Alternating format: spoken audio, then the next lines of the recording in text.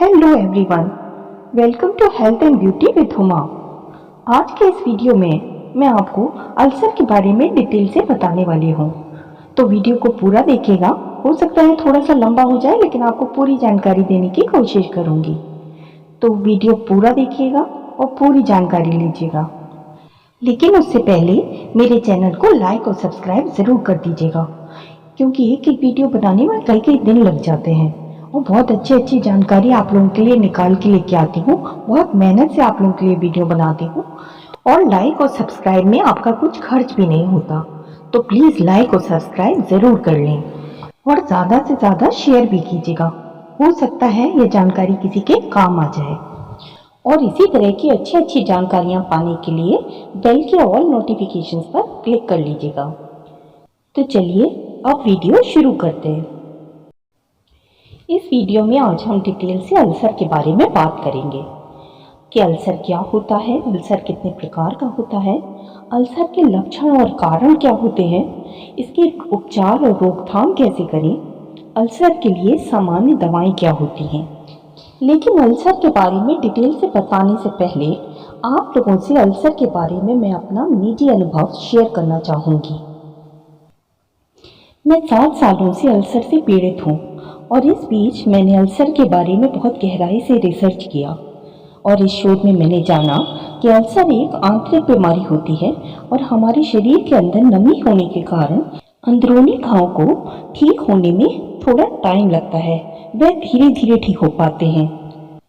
Ulcer के treatment के दौरान अगर आप अपने खान पान का खास ख्याल नहीं रखते हैं तो इन जख्मों को ठीक होने में और ज़्यादा टाइम लग जाता है, क्योंकि जब तक पुराने जख्म थोड़े ठीक हो पाते हैं पेशेंट दोबारा बदपरहेजी कर देता है और अल्सर के घाव दोबारा उभर आते हैं। यही वजह है कि उन लोगों का अल्सर ठीक होने में काफ़ी टाइम ले लेता है। मैं प्रेगनेंसी कंसीव करने के लिए काफ़ी समय से इलाज करा रही थी। उन दवाओं के साइड इफ़ेक्ट के कारण मुझे अल्सर की प्रॉब्लम हो गई, जिससे मैं 7 साल से पीड़ित हूँ। जब अल्सर की शुरुआत हुई तो स्टार्टिंग में समझ में नहीं आया, बस कुछ भी चटपटा या मसालेदार खाने के बाद सीने में जलन और एसिडिटी होना स्टार्ट हो जाती थी। उसके लिए मैं कभी कभी कोई टैबलेट ले लेती थी, जिससे उस टाइम पर थोड़ा सा आराम मिल जाता था। लेकिन धीरे धीरे करके ये प्रॉब्लम बढ़ती गई और पेट तक पहुंच गई। ज़्यादातर खाना खाने के बाद पेट में बहुत जलन और दर्द होने लगा और इसके अलावा भी कई प्रॉब्लम्स होने लगी, जैसे सुबह उठते ही बस जी मचलाने लगता था और उल्टी सी महसूस होने लगती थी और नाश्ता वगैरह कुछ भी करने का मन नहीं करता था। कभी कभी लंच भी करने का मन बिल्कुल नहीं करता था, ऐसा लगता था बस खाएंगे और वॉमिटिंग हो जाएगी। पेट में काफ़ी स्वेलिंग रहने लगी और अक्सर करके पेट में इतनी जलन रहने लगी कि हर वक्त ऐसा महसूस होने लगा कि पेट में जैसे आग जल रही हो। फिर एंडोस्कोपी रिपोर्ट से पता चला कि मुझे अल्सर की प्रॉब्लम है और एंडोस्कोपी रिपोर्ट में पूरे पेट में और हाथों में छाले नजर आए और कुछ खुले हुए घाव भी दिखे। काफ़ी ट्रीटमेंट कराया, पर जब ट्रीटमेंट चलता तब आराम मिल जाता, फिर उसके बाद कुछ ही दिनों में वही हाल हो जाता। कई डॉक्टर्स को दिखाया पर आराम नहीं मिला। होम्योपैथी, एलोपैथी, आयुर्वेद तीनों में ट्रीटमेंट कराया, लेकिन कोई खास आराम नहीं मिला। ट्रीटमेंट के दौरान थोड़ा बहुत आराम मिल जाता, फिर उसके बाद वही हाल हो जाता। इस शोध में मैंने यह भी जाना कि अल्सर का इलाज दवाइयों के साथ साथ खान पान का पूरा ख्याल रखकर ही किया जा सकता है, या यूं कह लें कि अल्सर का मेन ट्रीटमेंट खाने के परहेज के जरिए ही किया जा सकता है। खान पान में लापरवाही की वजह से लोगों के अल्सर को ठीक होने में सालों साल लग जाते हैं। वैसे तो मैं अपने अल्सर की प्रॉब्लम्स का अच्छे से ख्याल रखती हूँ, लेकिन कभी कभी लंबे समय तक सादा खाना खाकर बोर हो जाती हूँ और अच्छा खाना खाने की शौकीन होने के कारण कभी कभी मसाले वाली सब्जी या तला भुना खाना खा लेती हूँ। शायद यही वजह है कि अब तक ठीक नहीं हो पाई हूँ। जब भी मैं मिर्च मसालेदार खाना खा लेती हूँ तो मेरे पेट में अक्सर करके बहुत दर्द और जलन होने लगती है और कभी कभी यह दर्द इतना तेज हो जाता है कि बर्दाश्त कर पाना बहुत मुश्किल हो जाता है। फिर यह दर्द जलन कई दिनों तक बनी रहती है।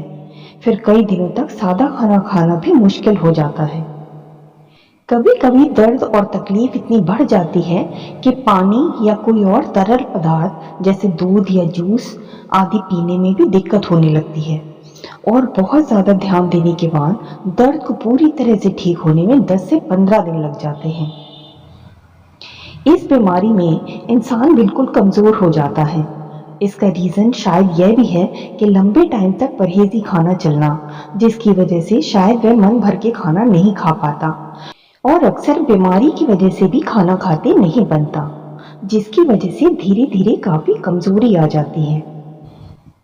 जब कोई अल्सर का पेशेंट अपने खान पान का ध्यान रखता है तो वह एक सामान्य और हेल्दी व्यक्ति की तरह ठीक रहता है, लेकिन जहां वह अपने खान पान में थोड़ी सी भी लापरवाही करता है तब अल्सर के घाव दोबारा उभर आते हैं। डॉक्टर्स का भी यही कहना है कि इस बीमारी में परहेज सबसे इम्पॉर्टेंट है, जो शायद अल्सर के पेशेंट को काफ़ी लंबे टाइम तक करना पड़ता है, जैसे बिना मिर्च मसाले का सादा भोजन करना और तले भुने व गरिष्ठ खाद्य पदार्थों से परहेज करना। यदि आपको खाना खाने के बाद एसिडिटी या पेट में जलन और दर्द होता है तो इसको हल्के में ना लें, तुरंत डॉक्टर से सलाह लें। किसी भी तरह की लापरवाही ना करें और अपने खान पान का विशेष ध्यान रखें। ये तो था अल्सर के बारे में मेरा अपना अनुभव। तो चलिए अब मैं आपको अल्सर के बारे में विस्तार से बताती हूँ। अल्सर क्या होता है? पेट के अल्सर, जिन्हें पेप्टिक अल्सर के रूप में भी जाना जाता है, जो खुले हुए घाव होते हैं जो पेट के अंदरूनी परत पर विकसित होते हैं और त्वचा और श्लेष्म झिल्ली व छोटी आंत या मुंह में हो जाते हैं। यहाँ तक कि अन्न प्रणाली में भी अल्सर बन जाते हैं। यदि उपचार न किया जाए तो वे असुविधा, जलन, दर्द या और भी क्रिटिकल प्रॉब्लम्स क्रिएट कर सकते हैं। अल्सर के प्रकार। अल्सर कई प्रकार के होते हैं, जिनमें से आगे बताए गए सबसे आम हैं। पहला, पेप्टिक अल्सर। ये पेट या छोटी आंत के पहले और ऊपरी भाग में स्थित होते हैं। इन्हें आगे गैस्ट्रिक अल्सर या ग्रहणी संबंधी अल्सर के रूप में वर्गीकृत किया जा सकता है। पेप्टिक अल्सर अक्सर जीवाणु हेलिकोबैक्टर पायलोरी या गैर स्टेरॉयडल विरोधी भड़काऊ दवाओं के उपयोग के कारण होता है। दूसरा, माउथ अल्सर यानी मुंह के छाले। ये छोटे दर्दनाक घाव होते हैं जो मुंह के अंदर मसूड़ों, गालों, हलक, जीभ या होठों के पास हो सकते हैं। ये अक्सर मामूली चोटों, तनाव या कुछ खाद्य पदार्थ या कुछ चिकित्सीय स्थितियों के कारण होते हैं। तीसरा, प्रेशर अल्सर यानी दबाव अल्सर। ये बेड सोर के रूप में जाने जाते हैं। ये अल्सर तब विकसित होते हैं जब त्वचा के एक क्षेत्र पर लंबे समय तक दबाव बना रहता है। वे अक्सर उन लोगों को होते हैं जो बिस्तर पर पड़े होते हैं और व्हील चेयर का उपयोग करते हैं या जिनकी गतिशीलता सीमित रहती है। चौथा, जेनिटल अल्सर यानी जन्नांग अल्सर। ये अल्सर जन्नांग क्षेत्र पर या उसके आसपास दिखाई देते हैं और यौन संचारित संक्रमण जैसे हर्पीस, सिफिलिस या चेकराइट के कारण हो सकते हैं। पांचवा, वेनस अल्सर यानी शिरापरक अल्सर। ये आमतौर पर पैरों पर पाए जाते हैं और खराब परिसंचरण से संबंधित होते हैं, जो अक्सर शिरापरक का पर्याप्तता जैसी अंतर्निहित स्थितियों के कारण होते हैं। छठवां, आर्टियर अल्सर यानी धमनी अल्सर। यह अल्सर हाथ पैरों में अपर्याप्त रक्त आपूर्ति के कारण होते हैं। अक्सर परिधीय धमनी रोग जैसी स्थितियों के कारण भी होते हैं। लक्षण। अल्सर बहुत गंभीर स्वास्थ्य समस्या है जो असुविधा, दर्द और कॉम्प्लिकेशंस का कारण बन सकती है। अल्सर के प्रकार और स्थान के आधार पर विभिन्न लक्षण हो सकते हैं, जिनमें पेट में दर्द, सूजन, अपच और गंभीर मामलों में रक्तस्राव और छिद्र शामिल हैं। इन समस्याओं को छोड़कर रोगी को पेट में जलन और चुभन जैसा दर्द महसूस होगा। मुख या जननांग क्षेत्र में दर्दनाक घाव, त्वचा में परिवर्तन, मलिन किरण या पैरों पर घाव, त्वचा बिंदुओं पर लालिमा, सूजन और त्वचा का टूटना। पेट के अल्सर के कारण। पेट के अल्सर मुख्य रूप से पेट और छोटी आंत की सुरक्षात्मक श्लेष्मा परत के क्षरण के कारण होते हैं। सबसे आम कारण हेलिकोबैक्टर पायलोरी नामक जीवाणु की उपस्थिति है, जो सुरक्षात्मक परत को कमजोर कर देता है और सूजन का कारण बनता है। पेट के अल्सर में योगदान देने वाले अन्य रीजन्स में एस्प्रिन और इबुप्रोफेन जैसी नॉन स्टेरॉयडल एंटी इन्फ्लेमेटरी दवाओं का अत्यधिक उपयोग और किसी और तरह की कोई और दवाइयों का लंबे समय तक उपयोग करना, धूम्रपान, अत्यधिक शराब का सेवन और तनाव शामिल हैं। पेट के अल्सर का उपचार। अल्सर का उपचार उनके प्रकार और अंतर्निहित कारणों पर निर्भर करता है। यहाँ कुछ सामान्य दृष्टिकोण दिए गए हैं। पहला, दवाएं। पेट के अल्सर के इलाज के लिए डॉक्टर अक्सर दवाओं का एक कॉम्बिनेशन प्रिस्क्राइब करते हैं। प्रोटॉन पंप अवरोधक का उपयोग आमतौर पर पेट के एसिड उत्पादन को कम करने के लिए किया जाता है, जिससे अल्सर ठीक हो जाता है। हिस्टामाइन H2 रिसेप्टर ब्लॉकर्स एक अन्य विकल्प है, जो हेलिकोबैक्टर पायलोरी संक्रमण के इलाज के लिए एसिड उत्पादन या एंटीबायोटिक्स को कम कर सकता है। एंटासिड पेट के एसिड को निष्क्रिय करके अल्पकालिक राहत प्रदान करते हैं। दूसरा, antibiotics. Over the counter antacid पेट के एसिड को निष्क्रिय करके पेट के अल्सर के लक्षणों में राहत देने में मदद कर सकता है। ऐसे मामलों में जहां H. पायलोरी संक्रमण मौजूद है, बैक्टीरिया को खत्म करने के लिए एंटीबायोटिक्स दवाओं का एक कोर्स निर्धारित किया जाता है। यह दृष्टिकोण अल्सर की पुनरावृत्ति को रोकने में मदद करता है। तीसरा, जीवन शैली में परिवर्तन। स्वस्थ जीवन शैली में परिवर्तन अपनाना बहुत आवश्यक है। मसालेदार भोजन से परहेज, धूम्रपान छोड़ना, शराब का सेवन कम करना और ध्यान और व्यायाम जैसी तकनीकों के माध्यम से तनाव को प्रबंधित करना अल्सर को ठीक करने में मदद कर सकता है। घाव का स्थान बदलना और उचित देखभाल आवश्यक है। चौथा, सर्जरी। अल्सर ठीक करें या क्षतिग्रस्त ऊतक हटा दें। गंभीर मामलों में या जब जटिलताएं होती हैं तो अल्सर को ठीक करने या क्षतिग्रस्त ऊतक को हटाने के लिए सर्जरी आवश्यक हो सकती है। सावधानियां और जीवन शैली में बदलाव। अल्सर को रोकने और उनके लक्षणों को ठीक करने के लिए निम्नलिखित सावधानियों पर विचार करें। नंबर 1, आहार विकल्प। भोजन थोड़ा थोड़ा कई बार में करें। साथ ही संतुलित आहार का सेवन करें। एक बार में ही ज़्यादा पेट भर के भोजन न करें। फलों, सब्जियों, साबुत अनाज और लीन प्रोटीन से भरपूर आहार का सेवन करें।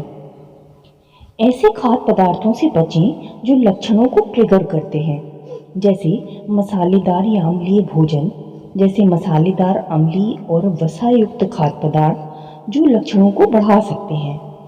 नियमित भोजन और समय पर भोजन करने से एसिड उत्पादन को नियंत्रित करने में मदद मिल सकती है। यदि आप देखते हैं कि कुछ खाद्य पदार्थ लगातार असुविधा पैदा करते हैं, उनके सेवन से आपको तकलीफ होने लगती है या आपके लक्षणों को खराब करते हैं, तो उनसे बचना सबसे अच्छा विकल्प है।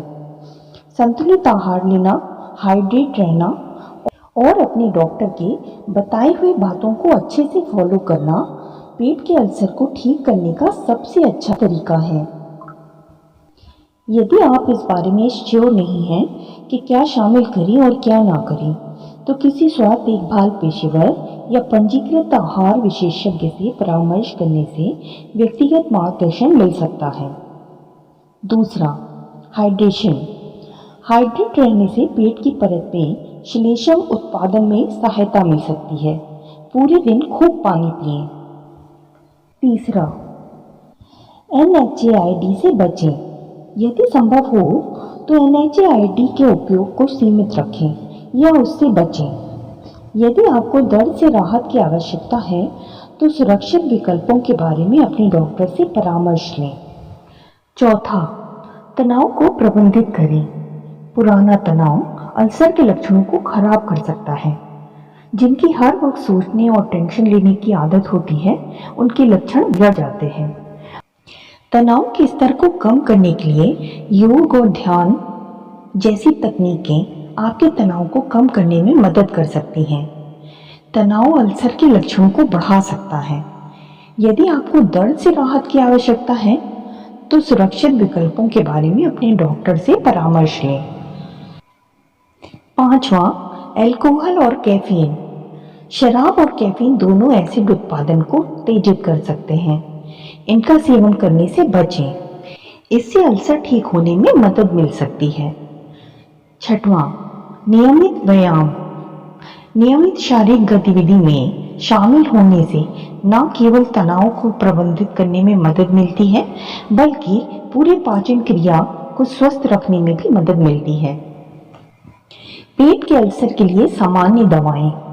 अपने डॉक्टर द्वारा निर्धारित दवाएं लें, खासकर यदि आपको पेप्टिक अल्सर है। पहला, प्रोटॉन पंप अवरोधक। उदाहरण में ओमेप्राजोल, लेसोप्राजोल और एसोमेप्राजोल शामिल हैं। वे पेट के एसिड उत्पादन को कम करने और उपचार करने में बढ़ावा देती हैं। दूसरा, हिस्टामाइन H2 रिसेप्टर ब्लॉकर्स। फेमोटिडाइन और रेनिटेरिन इनके उदाहरण हैं। ये एसिड स्राव को कम करते हैं और अल्सर को ठीक करने में मदद करते हैं। तीसरा, एंटासिड। मेलॉक्स और टर्म्स जैसे ओवर द काउंटर एंटासिड पेट के एसिड को निष्क्रिय करके अल्पकालिक राहत प्रदान करते हैं। चौथा, स्वच्छता। मुंह की छालों को रोकने के लिए अच्छी मौखिक स्वच्छता को बनाए रखें और दबाव अल्सर को रोकने के लिए उचित त्वचा देखभाल करें और दबाव से राहत के लिए अभ्यास करें। पांचवा, नियमित जांच। नियमित जांच के लिए अपने डॉक्टर से सलाह लें और रेगुलर चेकअप्स करवाएं, खास करके यदि अगर आपको अल्सर है या कभी पास्ट में थोड़ी बहुत भी ऐसी कुछ प्रॉब्लम्स हो चुकी हैं। याद रखें, अपने आप अपना डॉक्टर बनना आपके लिए हानिकारक हो सकता है। कोई भी दवा लेने या अपने आहार और जीवन शैली में ज़रूरी बदलाव करने से पहले किसी अच्छे डॉक्टर से सलाह ज़रूर कर लें। यदि आपको डाउट है कि आपको अल्सर है या आप संबंधित लक्षणों को अनुभव करते हैं, तो सही ट्रीटमेंट पाने के लिए अच्छे डॉक्टर से पूरी सलाह लेना बहुत आवश्यक है। यदि ठीक से प्रबंध न किया जाए तो पेट के अल्सर गंभीर जटिलताओं का कारण बन सकते हैं, जिससे प्रॉब्लम काफ़ी क्रिटिकल हो सकती है। इसलिए इसका सही से ट्रीटमेंट कराना बहुत ही ज़रूरी है और इसके लिए सही चिकित्सक से सलाह लेना भी बहुत ज़रूरी है। अंत में पेट के अल्सर को सामान्य स्थिति में लाने के लिए दवाओं और लाइफस्टाइल में सही चेंजेस करना बहुत ही ज़रूरी है, खास करके अपने खान पान का खास ख्याल करना। नेक्स्ट वीडियो में आप जानेंगे कि अल्सर की प्रॉब्लम्स को ठीक करने के लिए आपको किस तरह का आहार लेना चाहिए और किन चीज़ों से परहेज करना चाहिए। ज़िंदगी एक बार मिलती है दोस्तों। छोटी छोटी गलतियां और लापरवाही करके अपनी ज़िंदगी और अपनी सेहत के साथ खिलवाड़ न करें। स्वस्थ रहें, मस्त रहें और अपना ख्याल रखें।